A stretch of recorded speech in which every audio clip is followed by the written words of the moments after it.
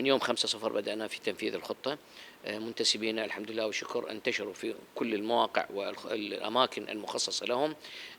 9 مستشفيات، مستشفيات دار الصحة كربلاء دخلت بالإنذار، أيضًا 5 مستشفيات اللي هي مستشفيات الأهلية، بالإضافة إلى مستشفى الزهراء متنقل دخلًا ضمن الخطة، والخدمات جميعها مجانية. كل الأدوية والمستلزمات الطبية وصالات العمليات تم تهيئتها لا سمح الله في حالة الحاجة لها.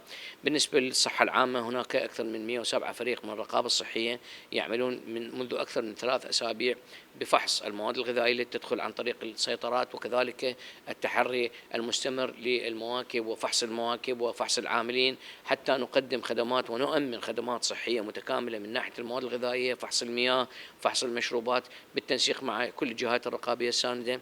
بالإضافة إلى عمليات الإسعاف الفوري وقسم العمليات وزع أكثر من 100 سيارة إسعاف الخاصة بدائرة صحة كربلاء، وأكثر من 60 سيارة إسعاف من طبابة الجيش، و55 سيارة إسعاف من طبابة الحشد، و15 سيارة إسعاف من الهلال الأحمر العراقي، وكذلك إلى أكثر من 20 سيارة إسعاف من وزارة الصحة.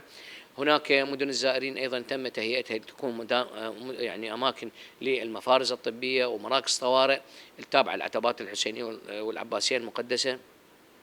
لدينا أكثر من 55 مفرزة طبية، بالإضافة إلى أكثر من 100 مفرزة طبية ساندة من باقي المحافظات على طول المحاور الرئيسية. كل الأدوية والمستلزمات والأجهزة الطبية كلها جاهزة إن شاء الله. نتمنى الزيارة أنه الزائرين الكرام أن تكون بخير وسلامة لهم، وأن يعودوا سالمين غانمين إلى أهلهم إن شاء الله.